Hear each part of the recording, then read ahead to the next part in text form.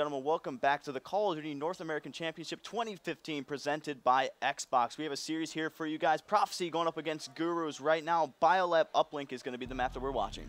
Yeah, game number 3 there went in favor of Prophecy. They were able to bounce back from that rough S&D game. Their Classic absolutely went off, dropping 39 kills in Ascend. Quite the rare feat there while using an AR of all things. Not even like he was playing super aggressive with an ASM-1. Expect to see more ASM-1s here.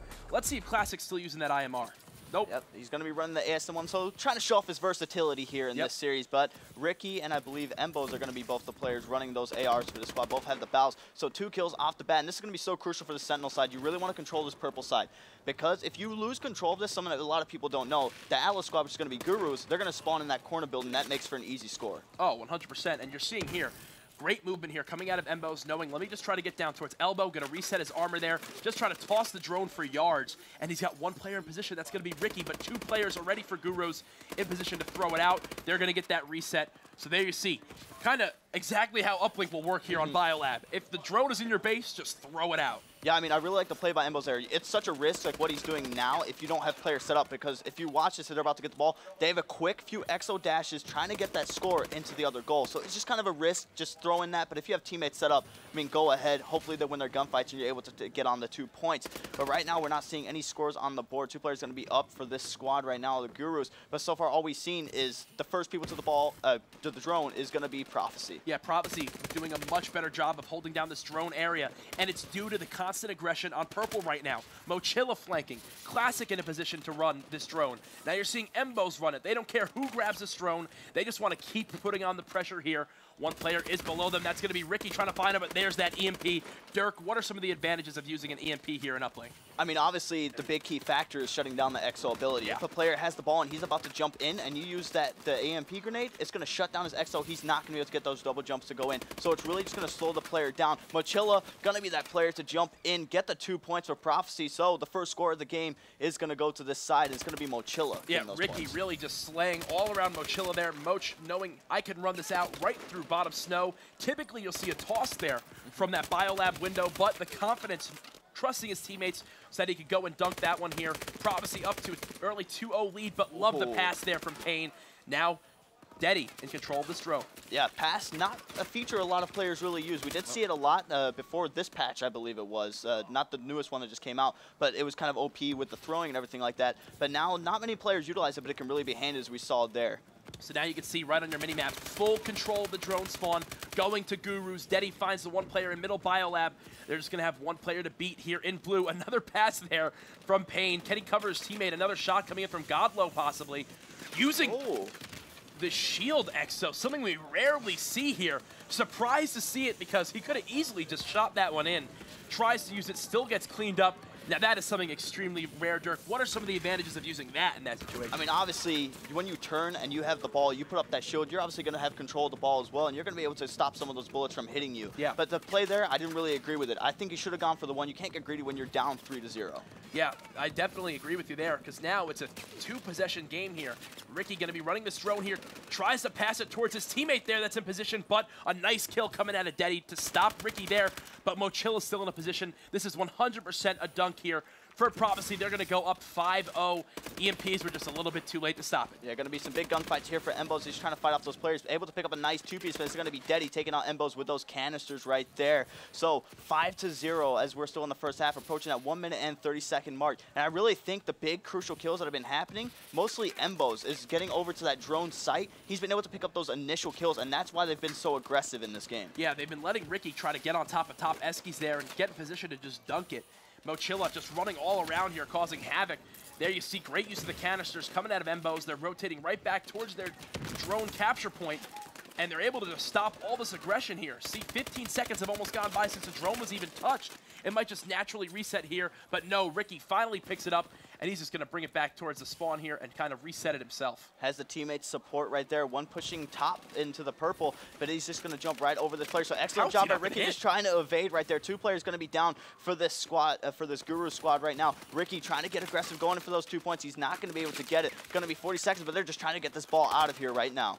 Embos now with the drone in his hand. He's the last one alive. Very smart play coming out of him there. Had no support from his team. Instead of getting greedy and going for a dunk, he just shot it in there. Now a 6-point difference here. What does Gurus have the drone in the opposing team's base for, what, 10 seconds maybe? Yeah. This has been 100% complete control in favor of Prophecy. Hey, there you see the use of the shield there. Godlow staying alive, really toss it in. No, yet again, not going for these tosses here. See, that's the thing I really think separates a good hardpoint player from a bad one. It's when good uplink player. Yeah. It's hard, yeah. But it's just really deciding when you want to get those 2 points or just the 1-point play. Yeah. And I mean, we even saw Embos. They're in such a lead right now. He could have been decided to go for the 2-point play, went for that one. Obviously, it's a smarter play. No teammate support, no point in trying to run out and get that. So let's see. Earlier on, we saw, I believe it was Mochilla had a dunk where he could have very easily passed it if he didn't have the good communication with his teammates. So that would have been one less score. And then there was 2 positions where Godlow could have thrown it in, which would have given them 2 points. So that would have made it a 5-3 game instead of 6-0. This looks completely one-sided. Meanwhile, it's come down to 3 small decision slip-ups or better plays out of Prophecy. Yeah, that's definitely what you want to see. I mean, the player, I'm trying to think. I had the thought in my head, and I really just lost it. Don't worry about it. We're oh, here. yeah, when the player has the ball, like you said, going for those 2-point plays or not, I mean, you don't always have to. I know you're going to be down 6-0, and obviously you want to cut that deficit down as much as possible. But, I mean, we're only in the second round now, and it's still at the start. We still have 5 minutes left to go. Yeah, so now we're going to be seeing here more aggression coming out of Sentinel here. They're going to try to stop this drone from getting scored in their own base. Crimson here, he's going to wind up picking up that drone. So finally, a 2-point dunk coming out of this Guru squad here. But they still have the mountain to climb right now as Prophecy is getting control of this drone area. They're going to bring this into blue. Yeah, Ricky is going to be in control of the drone right now, pushing into this blue area. Going to be one player coming from his right. It'll be perfect to get the support from his player from Ring. That's going to be classic Ricky throwing it in, going for the 1-point play. 7-2, and now the drone is going to reset. And just like that, Embos is going to pick it up. They're in such a dominant position right now, really have the spawns on lock. Prophecy will be happy with just tossing this drone in over and over here to score these easy points. As you can see right there, 2 straight tosses, and they accomplished what Gurus couldn't do in 5 minutes in under 60 seconds there, and that's scoring on this side. Godlow really just got a lucky spawn there. Some of the players from this Prophecy squad getting too aggressive was able to spawn into that blue area. Deddy going to be last alive, but once again, Prophecy has such a good setup right now to the point where they can score the drone, and when it resets, able to pick up the drone and keep the attack going. Ricky thinking there's one opposing player here inside of blue. Little does he know that 3 players were down for such a long amount of time here. From Gurus, he's just going to toss that one up for yards. Unfortunately, though, it bounced off the vent and actually bounced back towards the drone area, so that was a little bit of a fail there. But as you can see, finally, is Gurus getting control of this drone area. Yeah, Crimson going to be the closest player to the drone right now. It is actually going to reset. He is about to go grab it. Little drone juke right there. But right now, Godlow going to be pushing into this mid-biolab area. There's going to be one player. It's going to be a gunfight for him. Mochilla going to be able to win that one. And again, Embos is going to have control. And like you said, they'll be fine with just throwing in that ball for the drone, just 1-point play. All day, and there's 3 dead yet again here for Gurus. Embos deciding here he's just going to go for a dunk on this one. And there it is, and that's the difference yet again. He knew there were 3 dead. He knew they'd have to spawn there in red, so he can gladly just go for that dunk left and right, utilizing those blue boxes for cover. Easy dunk there, 10-2 here, and now here's what we expect to see here, Dirk. With only 2.5 minutes remaining and an 8-point lead right now, watch for the IMRs to come out. Watch for a little bit slower play at a Prophecy and just holding down the drone area with those ARs and the AR power they have. Yeah, obviously as casters, we love to see the aggressiveness. We don't really like to see the defensive stuff and like that, but I mean, you got to do what you got to do. It's different for the player's perspective. It may not be fun for us, but it's just a smart play, like you said. Getting defensive, you don't have to push if you have this big of a lead. Now, typically, we'd rip on the players for missing 2 shots there, but when you have a 10-2 lead, they're just trying to keep tossing it in the opposing team's base. But here's Embos. Going to be running with this drone here, knowing he's got one player behind him, beating him down the back and dunking it home, but he only gets the 1 point there. So the drone actually fell into the uplink instead of him getting the 2 there. But either way, a 9-point lead here. Only a minute and a half remaining. Mochilla almost has 30 kills, only 19 deaths. Payne is 9-25. Not the strongest game from Payne. I mean, we really did.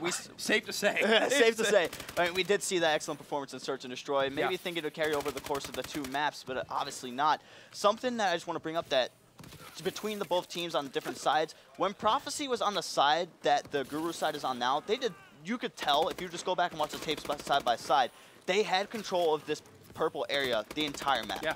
And it was really a difference maker here. As something I do want to point out, as another score goes in here for Prophecy as they now lead by 10 points, I'm not a big fan of the shield by Godlow. It hasn't really done anything for him this game. Every time he's spawning in, we've maybe seen him utilize it 3-4 times, like when he has the drone, that could be overclock. That could be him getting back to his base quicker. That could be him running and picking up the drone and moving it faster. That could be the real difference maker, and that's why we see so many more players use overclock.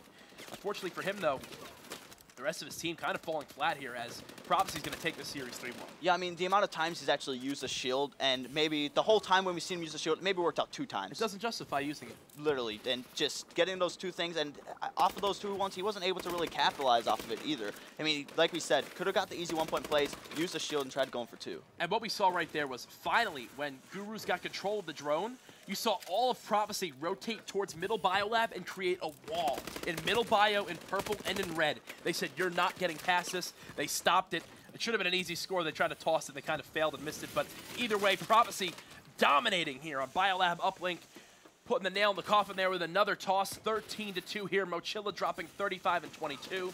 Embo's there, 25 and 23. All players positive. So out slaying, out tossing. There's the IMR at the end of the game finally. Dirk, a destruction here in game number 4. Definitely complete meltdown from this squad, from the Guru squad. It really obviously started with that CTF Ascend. Winning the Search and Destroy 6-2, you think they would be able to carry a lot of momentum, especially when you beat a big name like Prophecy with those players on the team as well. Yeah. I was honestly shocked at that CTF Ascend game, and this Bila uplink, even more shocked. And you know, quick comparison here. We see Optic Gaming and we see some of these big name teams, and typically it's like if a team can take 1 respawn, they have a chance, because then the flip-flop is kind of S&D. Now with teams like Prophecy and these kind of lesser-known teams, it's the same thing. They have the gun skill on them. They have the slaying power. If they can take the S&Ds, there's a chance, but really not able to take a respawn. They're going to fall short in that series, so Prophecy going to take that one 3-1. Dirk, thanks so much for joining me. We'll see way more of you this weekend. Guys, we're going to go to a quick commercial break. When we come back, more intense Advanced Warfare action.